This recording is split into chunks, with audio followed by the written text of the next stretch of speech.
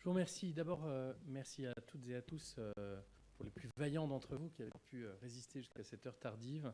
Donc, je m'appelle Sylvain Pazerman, je préside la délégation chargée des représentants d'intérêt depuis à peu près un an. Et je voulais simplement, en guise de conclusion de cette première journée, bien expliquer pourquoi nous avons voulu cet événement et ce que nous en attendons en sortie. D'abord, on est à un moment particulier, les différents intervenants ont pu le dire, on est à un moment particulier. D'abord, avec un retour d'expérience possible de Sapin 2, on était effectivement avec la haute autorité pour essayer d'avoir un peu leur retour d'expérience de la première vague de reporting et des premières mises en œuvre de la loi Sapin 2. Deuxièmement, parce qu'on a une exigence citoyenne de plus en plus forte sur la gestion des lobbies, qui cristallise un peu la défiance qu'on peut avoir par rapport au monde politique. Et puis parce qu'in fine, dans ce moment si particulier, on a voulu essayer de croiser les regards. Et pendant ces 48 heures, on croise les regards d'universitaires, de journalistes, d'associations de lobbyistes, d'associations citoyennes, politiques, sur quelle est l'étape d'après. Et finalement, c'est un bon moment pour s'interroger sur l'étape d'après, avec le retour d'expérience de Sapin 2, avec aussi des lois qui, en tout cas des évolutions des règlements intérieurs de l'Assemblée nationale, qui vont mettre en œuvre l'intégralité des recommandations de la déontologue, y compris un rôle accru au regard des représentants d'intérêt. Et puis on est à un moment où on est face à une conviction, une réalité de la vie publique. C'est qu'aujourd'hui, depuis le maire de village, en passant par le député, la question qui se pose, et l'histoire récente l'a montré, c'est quels sont les circuits courts qu'on essaye de construire entre les citoyens et la décision publique ou l'élaboration des lois, et comment on peut co-construire. Mais qui veut dire co-construire signifie associer les différentes parties prenantes, par définition, et y compris ceux qui ont des intérêts économiques à ces décisions. Et si on accepte que la co-construction est une nécessité d'élaboration de politique publique, et que donc il faut consulter les parties prenantes, on replace au cœur la question qui est au cœur de nos discussions ici, qui est de dire dans quelles conditions on peut assainir la relation dans cette co-construction avec les différentes parties prenantes. On évalue traditionnellement, il y a 3 axes, on creusera demain dans différents ateliers, l'évidence de la transparence, bien sûr, sur lequel la haute autorité, avec sa mise en œuvre de la loi Sapin 2, a permis de franchir qu'une première étape, peut-être insatisfaisante, mais une première étape. Donc la transparence, évidemment, qui peuvent être dans les pratiques politiques, comme certains députés qui publient leurs agendas et leurs rencontres avec les représentants d'intérêt, ou des exigences qui pèsent sur les représentants d'intérêt. Donc la transparence, l'absence de conflit d'intérêt, évidemment, on pourrait le décliner plus en détail, et puis la capacité de jugement. Parce qu'un député, il doit se construire une opinion. On parlait notamment de la source des informations, des rapports qu'il peut recevoir. Il a besoin de se forger sa propre opinion pour pouvoir exercer son vote. Donc dans ce contexte-là, nous avons pensé que ces 48 heures, croisant les regards de tous ceux qui peuvent avoir un intérêt à ce sujet, avaient une valeur.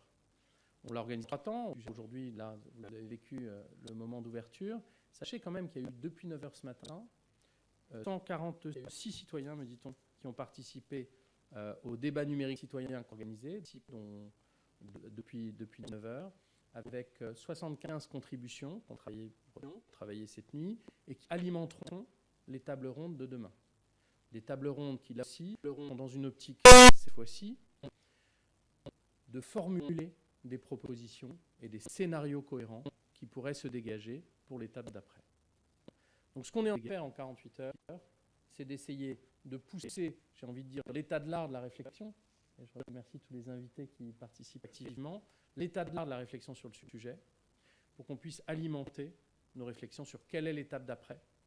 Et je voudrais, pour conclure, dire que cette étape, elle est soit d'ordre de la loi, soit d'ordre de notre règlement, soit de l'ordre des pratiques politiques. On échange beaucoup en ce moment et ça transparaissait dans le débat citoyen qui a eu lieu depuis 9 heures là, sur la plateforme et l'outil collaboratif qu'on a mis en place, notamment sur le sourcing des intérêts. Je sais que vous avez eu des échanges sur la thématique de l'origine de l'information et comment elle impacte la décision publique. Moi, vous savez, quand j'ai été la première fois au perchoir de l'Assemblée nationale en tant que vice-président, la première fois, je me souviendrai toujours, j'ouvre mon dossier et je vois des amendements identiques du Parti Socialiste, des LR.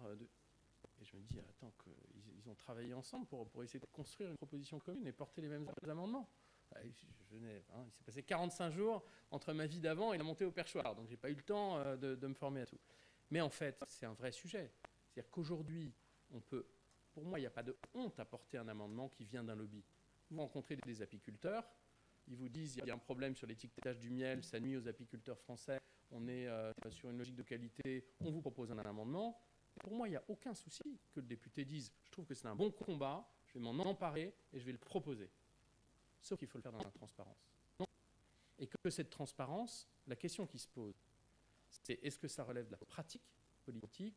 Est-ce que ça doit relever d'un texte? C'est tous ces débats, toutes ces réflexions, tous ces regards croisés qu'on essaiera de mettre à profit aujourd'hui et demain. Tout était enregistré, je n'ai pas pu assister à tous les débats, tout était enregistré, que nous mettrons à profit dans les tables rondes de demain pour sortir un rapport de la délégation, puisque nous sommes en charge de cette pratique pour l'Assemblée nationale, un rapport de la délégation que nous remettrons à la rentrée ou à l'automne sur quelle est l'étape d'après. Donc un grand merci à tous, parce qu'avec vos contributions, vous alimentez cette réflexion, vous alimentez ces regards croisés. Je crois que ce sujet est devenu véritable marqueur démocratique, un véritable marqueur démocratique. J'étais dans ma circonscription de Strasbourg, dans la prison de l'Elzo, pour expliquer le rôle d'un député. Et la première réaction des personnes qui étaient là, c'est « vous, de toute façon, les politiques, vous êtes tous pourris, vous êtes à la botte des lobbies, et c'est même pas la peine de vous parler ». Et j'étais non pas surpris, mais j'étais intéressé par cette réaction. Ils étaient beaucoup dans les chaînes d'information continue, à capter plein d'informations, et l'image que ça donnait, c'est ça.